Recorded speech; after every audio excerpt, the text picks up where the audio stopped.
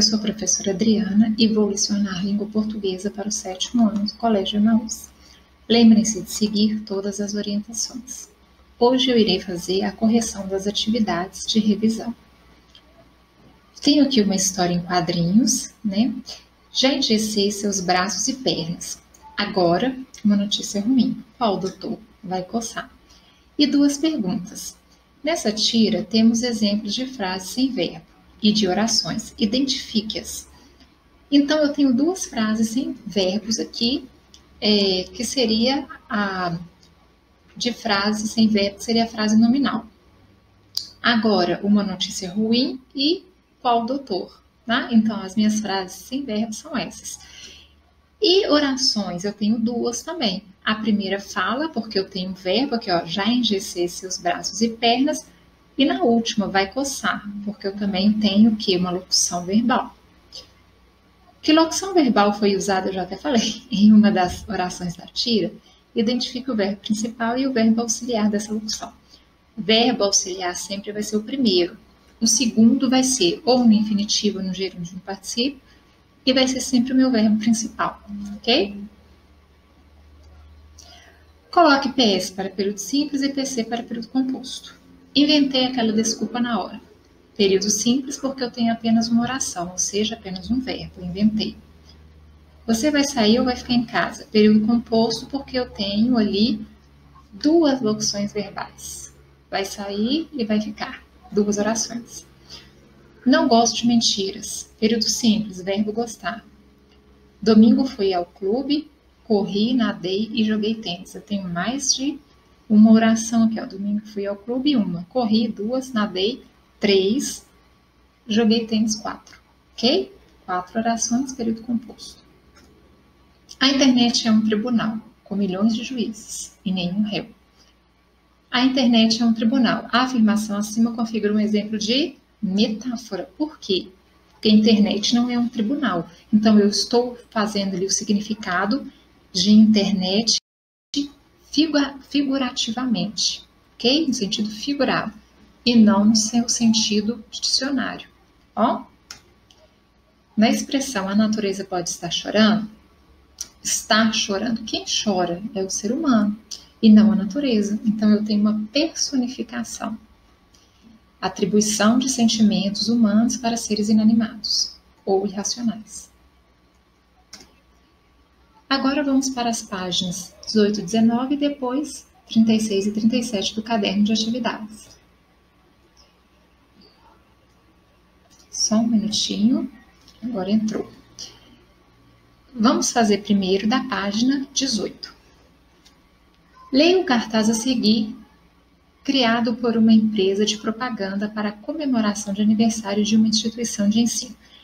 Então, vocês teriam que fazer a leitura de todo o cartaz, não só daqui, né, que chama atenção porque está bem destacado, eu tenho desconfiômetro de você, mas daqui e aqui também, ok? Qual é o objetivo da campanha vinculada pelo cartaz? Então, o objetivo é que as pessoas se conscientizem a usar apenas o necessário, sem desperdício. Tá bem aqui, ó. Bom? B. Leia essas palavras e seu significado. Hidrômetro, instrumento que mede o consumo de água. Termômetro, instrumento que mede a temperatura. Como pode ser explicado o sentido da palavra desconfiômetro no texto do cartaz? Então, como ela pode ser explicada? Ao fato de as pessoas engajadas terem o suposto instrumento para medir o grau de desconfiança, terem atenção para perceber tudo o que pode ser desperdício. Então, desconfiômetro, né, que eu tenho aqui termômetro, desconfiômetro, muda um pouco, mas parece igual. Então, desconfiômetro é o quê? É a pessoa ter essa questão de ser o quê? É aquele instrumento para garantir o quê? A desconfiança. A desconfiança, desconfiômetro, desconfiança, ok? O termo desconfiômetro pode ser considerado próprio da linguagem formal, mais monitorada? Explique. Sim. Esse termo pode ser usado tanto na linguagem formal quanto na linguagem informal, turma. Vai depender de quê? Como eu a uso. tá? Eu posso sim usar essa palavra numa linguagem formal, mas ao mesmo tempo eu também posso usá-la numa linguagem formal, porque no dicionário ela tem esses significados e no final fala aqui, ó, que isso é cômico, engraçado. Então, nesse sentido de cômico e engraçado, informal. Em outro sentido mais sério, uma linguagem mais formal. Então, pode ser sim usado na linguagem formal, mais monitorada. Vai depender de como você vai usá-lo, ou alguém, né? Observe novamente a imagem criada para o cartaz, um termômetro imerso no planeta Terra. Observe também os elementos que estão ao redor do planeta. Com base nesses elementos do cartaz, o foco mais importante da campanha parece ser o cuidado com o meio ambiente. Releia a frase do cartaz. Entre você, também para o movimento, eu tenho desconfiômetro. E mostre que você é legal, antenado, consciente, deslocado e usa apenas o necessário sem desperdício. Transcreva a seguir termos geralmente empregados na linguagem mais informal. Então, quais são eles? Além da palavra desconfiômetro, que pode ser usado na formal e na informal, eu tenho as palavras legal, antenado e deslocado, tá? Das palavras transcritas, quais podem ser consideradas gírias? Então, eu tenho legal, antenado e descolado. Vai depender de como você usa essas palavras. Pelo tipo de expressões escolhidas para a mensagem, qual é o provável interlocutor, leitor ou público-alvo desse cartaz? Explique, gente. Se usa gírias, vai ser mais o quê? Para adolescentes ou jovens, ok? Então, é provável que seja o público jovem, principalmente pelo uso de gírias. O que eu disse a vocês? Os adultos usam gírias? Sim, usam gírias, mas é mais comum entre os jovens e adolescentes. Em sua opinião, a linguagem do cartaz é intencional ou casual e espontânea? Explique sua resposta. Bom, acredito que seja o quê? Mais casual e espontânea. Por quê? Porque eu tenho o uso dessas gírias e dessa linguagem informal. Por quê? Porque o público-alvo já é determinado para os jovens e adolescentes, ok? Concluindo o estudo sobre a propaganda, pode-se afirmar que o produtor do anúncio, em forma de cartaz, teve a intenção de empregar uma linguagem mais próxima do leitor e pretendia atingir, por isso, elaborou um texto em linguagem mais informal, espontânea e menos planejada. Bom, o que acontece? Eu posso fazer isso nos textos? Sim, ainda mais em texto de propaganda, se o público-alvo for o quê? Mais adolescentes e jovens. Você pode usar a gíria e a linguagem informal para chamar atenção. Essas páginas eu pedi para vocês fazerem o quê? Uma revisão, que eu já havia dado e corrigido, ok? Espero que vocês tenham lido novamente. Agora, eu vou corrigir a página que se inicia falando do sujeito, ok? Vou encontrá-la aqui, que é a página 38. 39, está mais embaixo, tá? Nós vamos fazer a correção sobre o sujeito, que também cai na prova. Essas outras páginas eu pedi apenas para fazer revisão. Algumas eu nem pedi para serem feitas ainda, verdade? Mas vão ser pedidas, ok? Então vamos na página 36, 38 não, 36. O sujeito na oração. Então, nós já vimos o que é sujeito. Os tipos de sujeitos que nós estudamos foram simples, composto, subtendido e indeterminado. Então, você já sabe que uma oração ou frase verbal é organizada em torno de dois termos, sujeito e predicado. Sabe também que é o verbo quem ajuda a localizar o sujeito, ao fazer referência e pela flexão da pessoa, primeira, segunda ou terceira, e pelo número singular ou plural. Então, vamos às questões. Nas frases a seguir, que trazem informações sobre os dinossauros, circule os verbos, sublinhe com um traço sujeito e com dois traços predicado. Então, vocês têm aí todos os verbos, né, circulados. Todos eles estão circulados. Então, vamos ver. Letra A. O Microraptor era um dinossauro, dicionário é ótimo, era um dinossauro bem pequeno. Então, meu verbo era. O meu sujeito, Microraptor. E o predicado? Era um dinossauro bem pequeno. Quando eu tiro o meu sujeito, tudo que sobra é o meu predicado. Então, o meu verbo, ele entra no predicado, tá bom? Esse verbo corresponde a quem? Ao microraptor. Por isso que o microraptor é meu sujeito. Sujeito simples aí. Ele vivia na Ásia, entre galhos de árvores. Então, eu tenho o verbo vivia, ele, está se referindo a ele, sujeito, e vivia na Ásia, entre galhos de árvores, predicado. Da evolução de pequenos dinossauros carnívoros, surgiram as aves. Então, o que surgiu aí? As aves. Então, as aves é meu sujeito, lá no final da minha frase. Pode acontecer? Pode. Tá? Então, o meu predicado da evolução de pequenos dinossauros carnívoros surgiram. Ok? Teriam evoluído com o tempo. Então, teriam evoluído é uma locução verbal. Olha, eu tenho uma locução verbal. Com o tempo, ele grifou aí, é o meu predicado. Teriam também aí, só tem predicado. Teriam evoluído também é predicado. Gente, que sujeito que eu tenho? Não tem sujeito nessa frase.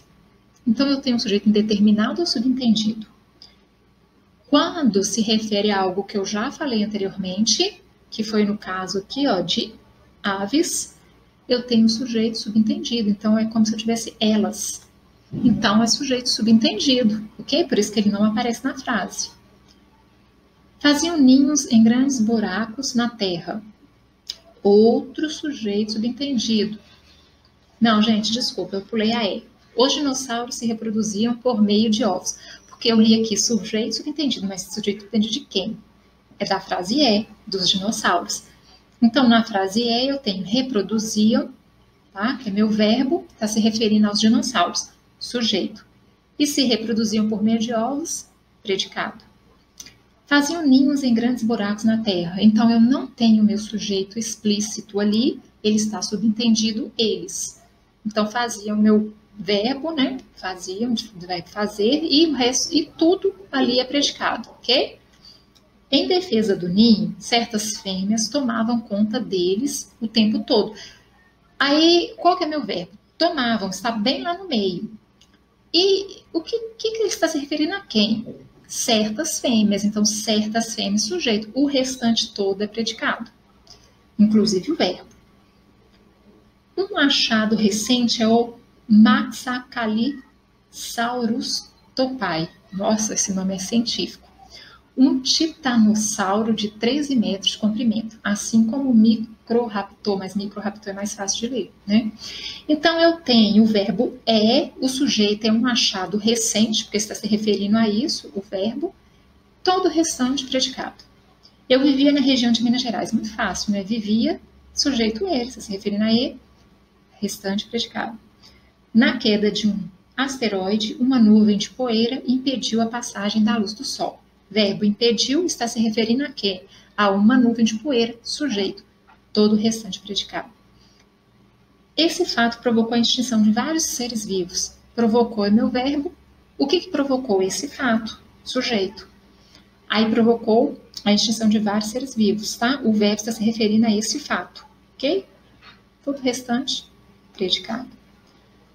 Leia o depoimento de uma escritora francesa sobre o papel dos livros na vida dela.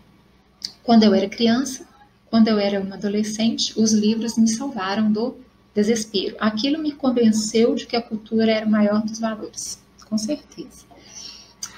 Quem gosta de Harry Potter aí, né? Eu sei que tem muita gente na sala que gosta de ler Harry Potter. Harry Potter é bom. Eu nunca li, mas é bom. Tem que gostar de ler, seja o que for, tem que ler, tá? Harry Potter, gibis, revistas, livros, qualquer um livro, mas tem que ler. Importante é ler. Reescreva o texto na primeira pessoa do plural, como se vários escritores dessem juntos esse depoimento. Então, como ele pede para passar para a primeira pessoa do plural e está na primeira pessoa do singular, lá está eu vou passar para nós. Então, como vai ficar? Quando Nós éramos crianças quando nós éramos adolescentes. Os livros nos salvaram do desespero. Aquilo nos convenceu de que a cultura era maior dos valores, ok? Muda então o verbo, vai para o plural. B. No depoimento, a palavra quando se repete 2 vezes. Certamente existiu uma intenção da autora ao construir a declaração dessa maneira. Faça um X na ou nas alternativa que possa explicar o uso dessa repetição do depoimento dela. Resposta correta. A escritora quis enfatizar momentos de sua vida em que se convenceu da importância da cultura dos livros. 3. Leia o título e o olho de uma notícia da revista. Super interessante, que mostra que não é de hoje que o cão é o melhor amigo do homem. Aí eu tenho um pequeno texto, e embaixo pede, escreva para cada verbo ou locução verbal transcrita desse texto os respectivos sujeitos e núcleo, e também a classificação do sujeito. Então, para cada verbo, você teria que colocar qual é o sujeito e classificá-lo. Ajudar a derrotar, eu tenho aí uma locução verbal, que o meu sujeito vai ser cachorros, núcleo, cachorro, sujeito simples. Uniram, outro verbo.